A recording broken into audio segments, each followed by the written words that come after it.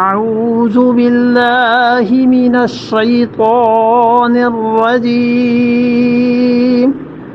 بسم الله الرحمن الرحيم وَلَقَدْ كُذِّبَتْ رُسُلٌ مِّن قَبْلِكَ فَصَبَرُوا عَلَى مَا كُذِّبُوا وَأُوذُوا حَتَّى آتَاهُمْ نَصْرُنَا وَلَا مُبَدِّلَ لِكَلِمَاتِ اللَّهِ وَلَقَدْ جَاءَكَ مِن نَّبَإِ الْمُرْسَلِينَ وَلَقَدْ كُذِّبَتْ رُسُلٌ مِّن قَبْلِكَ، یہ کوئی نئی بات نہیں ہے، اور جھٹلایا ہے بہت رسولوں کو آپ سے پہلے۔ انبیاء علیہ الصلوۃ والسلام کے ساتھ یہ چیز شروع سے چلی آئی ہے کہ جب نبوت آئی ہے تو لوگوں نے اسے جھٹلایا۔ بعض چیزوں کے ساتھ اللہ نے جوڑ ہی دی ہیں، اور وہ چیزیں اپنی ان اصلیتوں کے ساتھ قائم رہتی ہیں۔ انسان ان کو سمجھے اور جہاں اصلاح کر سکتا ہے وہاں کوشش کر لے۔ یہ جو پیسہ ہے نا، دولت، اس کے ساتھ دو چیزیں مل جاتی ہیں جس کے پاس بھی آتی ہے۔ ایک تو اس دولت کے ساتھ انتشار آ جاتا ہے، منتشر ہو جاتے ہیں لوگ، متفرق ہو جاتے ہیں۔ اس دولت کی خوبیوں میں سے یہ کہ یہ تقسیم کر دیتی ہے۔ سب ٹھیک تھے، جب پیسہ آنا شروع ہوا تو بہن بھائی ماں باپ سب الگ ہو جاتے ہیں، خاندانوں میں جھگڑے چل پڑتے ہیں۔ یہ اس دولت کا اثر ہوتا ہے۔ اس لیے جب پیسہ آئے تو پہلے سے سوچ لے کہ اب یہ بھی مصیبت ایک ساتھ اس نے لے کے آنی ہے، مجھے اس کا علاج کرنا ہے۔ اور جب پیسہ آتا ہے تو دوسری مصیبت اس کے ساتھ یہ آ جاتی ہے کہ دل تنگ ہو جاتا ہے۔ دل نہ تنگ کرے، عقلاً سمجھے کہ یہ پیسہ میرے دل کو تنگ کر دے گا، میرا تھوڑا ہی ہے، یہ تو اصل مالک کا ہے، اللہ کا ہے، مجھے تو درمیان میں کیشیئر کی طرح رکھ لیا ہے کہ میں نے اسے خرچ کرنا ہے بس، اور شام کو زندگی کی شام جب ہوگی بینک کو پورا حساب ایک ایک پائی کا دے کے جانا ہے کہ کتنے پیسے تھے مجھے دیے تھے، کہاں کہاں میں نے خرچ کیے ہیں اور کس کس مفاد میں خرچ کیے۔ یہ ایک مثال ہے نا۔ ایسے ہی ایک اور بھی مثال دوں سمجھانے کو، صرف ہے تھوڑی سی ایسے ہی بےہودہ۔ یہ جو حسن ہوتا ہے نا، خوبصورتی، اس کے ساتھ وفا نہیں ہوتی، یہ بھی ایک مصیبت ہے۔ تو اس لیے کوئی خوبصورت ہو اور آدمی کہے کہ ان سے محبت بھی کرے تو انہیں پرواہ بھی نہیں ہوتی، اس لیے کہ ان کے تو چاہنے والے 10 چھوڑ 1000 مل جاتے ہیں شہر میں، انہیں کیا ضرورت ہے، تمہاری کیوں ضرورت ہے آخر، تو برداشت کرنا پڑتا ہے۔ ایسے ہی ذہین لوگ جو ہوتے ہیں نا، یہ محنتی نہیں ہوتے، ذہانت کے ساتھ محنت نہیں جمع ہوتی۔ یہ قدرتی طور پہ چیزیں الگ الگ ہیں، اور مگر کوئی ذہین آدمی محنتی ہو جائے پھر تو آگ لگ جاتی، پھر پتہ چلتا ہے کہ کیسے لوگ ہوتے ہیں۔ ذہانت کے ساتھ محنت جمع ہو جائے تو پھر ابن تیمیہ اور ابن قیم اور شاہ ولی اللہ اور شاہ عبدالعزیز صاحب رحمۃ اللہ علیہ جیسے لوگ پیدا ہوتے ہیں۔ ورنہ ذہین ہوتا ہے بچہ، سارا سال کھیلتا رہا، اور جب امتحان کے دن قریب آئے ماں باپ نے 2 تھپڑ لگائے، بیٹھ کے پڑھا، پاس ہو گیا، حتیٰ کہ سب سے اچھے نمبر لے گیا، پھر کھیل شروع کر۔ ایسے ہی نبوت جو ہے نا، نبوت کے ساتھ مخالفت جمع ہے۔ کسی نبی علیہ الصلوۃ والسلام نے نبوت کا دعویٰ نہیں کیا، مگر یہ کہ انہیں مخالفتیں دیکھنی پڑی، جھوٹ دیکھنا پڑا، اور بہتان بنتے ہیں۔ یہ اتنی لمبی تمہید اس کی عرض کی ہے کہ جتنے بھی لوگ نبوت کی راہ پر کام کرتے ہیں، اللہ کے دین کے لیے کام کرتے ہیں، انہیں اچھی طرح سوچ لینا چاہیے کہ 2 چیزوں سے قطعاً نہیں بچ سکتے۔ 2 چیزیں نبوت کی راہ میں جو کام کرتے ہیں، ان لوگوں کو زندگی میں لامحالہ پیش آتی ہیں، اور ان سے کوئی صورت آج تک ہمارے علم میں نہیں کہ آدمی بچ سکے۔ ایک تو یہ ہوتا ہے کہ ان پہ جھوٹے الزام لگتے ہیں اور ایسے برستے ہیں جیسے ساون میں بارش برستی، اور دوسری چیز حسد ہے کہ نبوت کی راہ پہ جن لوگوں نے کام کیا ہے اپنے زمانے میں، حسد بہت زیادہ انہیں برداشت کرنا پڑتا ہے، دیکھنا پڑتا ہے اس لیے آپ میں سے کوئی بھی آدمی اگر خدا کے دین کا کام کرے گا، غیر مسلموں کو اللہ کے دین کی طرف بلائے گا، خود مسلمانوں کے لیے کام کرے گا، مسلمانوں کو خدا کے دین کی دعوت دے گا، لکھے گا، پڑھے گا، اسکول یہاں قائم کرے گا، یہ دو چیزیں اسے پہلے سے سوچ لینی چاہیے کہ دنیا بھر میں وہ گناہ، وہ عیب، وہ خرابیاں جن کا کبھی ہم نے تصور بھی نہیں کیا، اس کا بھی الزام لوگوں نے لگانا ضرور ہے، یہ ہونا ہے۔ اور دوسرے حسد ہوگا، اور حاسد جو ہوں گے وہ کہیں گے کسی طرح یہ خدا کے دین سے ہٹ جائے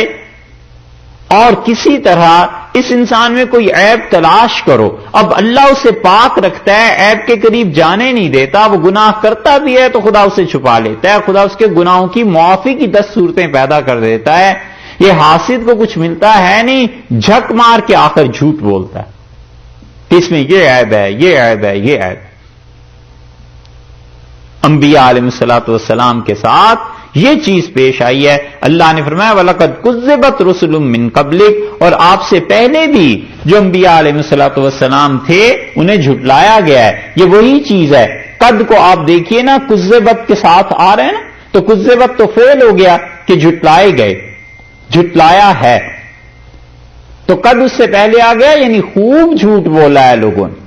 بہت جھوٹ بولنے والے تھے انبیاء علیہ الصلوۃ والسلام پر۔ تو نبوت کی راہ کوئی آسان چیز نہیں ہے، یہ نبوت کی راہ اتنی مشکل چیز ہے، اتنی مشکل چیز ہے کہ خدا جسے اس راہ پر چلا دیتا ہے نا، پھر کبھی کبھی اس کی موت کے بعد بھی اس پہ لان تان کرنے والے جیتے رہتے ہیں۔ سید احمد شہید رحمت اللہ علیہ کو اب تک لوگ کافر کہتے ہیں، اور سید احمد شہید رحمت اللہ علیہ پہ اب تک کفر کے فتوے لگتے ہیں، اور اب تک 200 برس ہو گئے سید صاحب رحمت اللہ علیہ کو گئے ہوئے، اب تک کتابیں لکھتے ہیں لوگ کہ سید صاحب رحمت اللہ علیہ کافر تھے، اور جواب دینے والے جواب دیتے ہیں کہ ارے وہ اللہ کے پاک بندے تھے، نیک تھے، جہاد کیا، یہ وہ نبوت کی جو راہ تھی نا جس پہ انہوں نے کام کیا ہے اور قوم کو اٹھایا ہے اور حج اس کو زندہ کیا ہے۔ سید صاحب رحمت اللہ علیہ نے حج ہندوستان میں ختم ہو گیا تھا، اور بڑے بڑے مفتیوں نے مل کے فتوے دے دیے تھے کہ ہمارے زمانے میں حج نہیں رہا کیونکہ سمندروں کا امن باقی نہیں، اور راستے کا پر امن نہ ہونا، اصل میں تو یہ مذہب نے کہا ہے کہ اگر راستہ پر امن نہیں ہے تو آپ پہ حج نہیں ہے، یہ ٹھیک ہے، فقہ کا مسئلہ اپنی جگہ درست ہے، لیکن کیا اس زمانے میں سمندروں کا امن اتنا غارت ہو گیا تھا، لوگوں کو حج نہیں کرنا چاہیے تھا؟ بڑے بڑے مفتیوں نے لکھا، حتیٰ کہ شاہ ولی اللہ رحمۃ اللہ علیہ کے اپنے خاندان کے فتوے موجود ہیں کہ ان کا ہمارے زمانے میں حج نہیں رہا، اور سید صاحب رحمۃ اللہ علیہ نے حج کو زندہ کیا، اور ایسا زندہ کیا کہ سید صاحب رحمۃ اللہ علیہ فرماتے تھے کہ مجھے اللہ تعالی کی زیارت ہوئی، اور سید صاحب رحمۃ اللہ علیہ خود کہتے تھے، کئی چیزیں انہوں نے اپنے متعلق خود فرمائی تھی، ان میں سے ایک بات یہ انہوں نے کہی کہ وہ گھر سے نکلے تو انہوں نے فرمایا کہ اللہ تعالیٰ نے مجھ سے کہا ہے کہ میرے گھر میں آؤ اور تم میرے مہمان ہو۔ تو میں نے عرض کیا کہ میں اور لوگوں کو بھی لے آؤں، تو فرمایا جتنوں کو لا سکتے ہو لے آؤ، تم سب ہمارے مہمان۔ اور سید صاحب رحمۃ اللہ علیہ ہندوستان میں کریا کریا گھومے اور لوگوں سے جا کے کہا کہ مجھ سے وعدہ کیا اللہ تعالیٰ نے، اور تم لوگ میرے ساتھ چلو، حج کے لیے چلتے ہیں، اور 700-800 آدمی لے کے گئے حج کے لیے، اور جو ان کے خطوط چھپے ہیں، شاہ عبد العزیز صاحب رحمۃ اللہ علیہ ان کے شیخ اس وقت زندہ تھے، سید صاحب رحمۃ اللہ علیہ نے ان خطوط میں ایک جگہ بھی لکھا ہے اور ویسے بھی فرمایا لوگوں سے کہ اللہ تعالیٰ نے اس مرتبہ ہمیں اتنا قبول کیا، اتنا قبول فرمایا، جب ہم پہنچے تو اتنی خوشی ہم سے کہی کہ ہم سے کہا ہم تم سے ایسے خوش ہوئے ہیں کہ تم نے برسوں کے مدتوں کے بعد ہندوستان والوں کے لیے ہمارے گھر کی راہ کھولی ہے، اور اب تمہارے صدقے قیامت تک یہ راہ کھلی رہے گی، اب ہندوستان میں ایسا وقت نہیں آئے گا کہ لوگ ہمارے گھر نہ۔ برسوں سے جو حج ترک ہو گیا تھا، سید صاحب رحمۃ اللہ علیہ نے اسے شروع کیا، اور جہاد نام ہی اس کا نہیں رہا تھا، ختم ہو گیا تھا ہندوستان میں، اور سید صاحب رحمۃ اللہ علیہ نے جہاد کے لیے کوشش کی، اور بالا کوٹ میں جب وہ گئے، آخری مارکا جس کے بعد وہ شہید ہو گئے تھے، تو کسی نے کہا حضرت اس جہاد میں کیا ہے؟ تو فرمایا دلی بھی اسی میدان میں ہے، لاہور بھی یہی ہے اور جنت بھی یہی ہے، سب چیزیں آج یہیں خدا نے جمع کر دی ہیں، اب دیکھو کیا ہو۔ یعنی کامیابی اگر ہو گئی تو رنجیت سنگھ کی حکومت ختم ہو جائے گی لاہور سے، اور دلی تک پھر ہم چلے جائیں گے اور مسلمانوں کی حکومت کو قائم کرنا ہے، اور اگر شہادت ہو گئی تو جنت بھی اسی میدان میں۔ اور نبوت کی راہ جو تھی اس سے اللہ نے ان پہ فضل فرمایا، اور ایسی ایسی چنگاری وہ چھوڑ کر گئے ہیں کہ جتنی تعلیم اور جو کچھ ہے یہ سید صاحب رحمۃ اللہ علیہ کا فیض۔ سید صاحب رحمۃ اللہ علیہ جب دیوبند گئے تھے تو ایک دن استنجا کرنے کے لیے باہر زمین میں گئے، کئی میل دور چلے گئے۔ تو کسی نے کہا حضرت اتنا زیادہ پیدل چلنے کی کیا ضرورت تھی؟ تو فرمایا میں کیا کروں، دیوبند کی اس مٹی سے علم کی بو آتی ہے، اسے کیسے خراب کرتے۔ اس وقت کوئی سوچ بھی نہیں سکتا تھا کہ یہاں کوئی مدرسہ بن جائے گا اور لوگ اس طرح پڑھا کریں گے اور اس کی تعلیم دنیا بھر میں عام ہو جائے گی۔ یہ نبوت کی راہ تھی،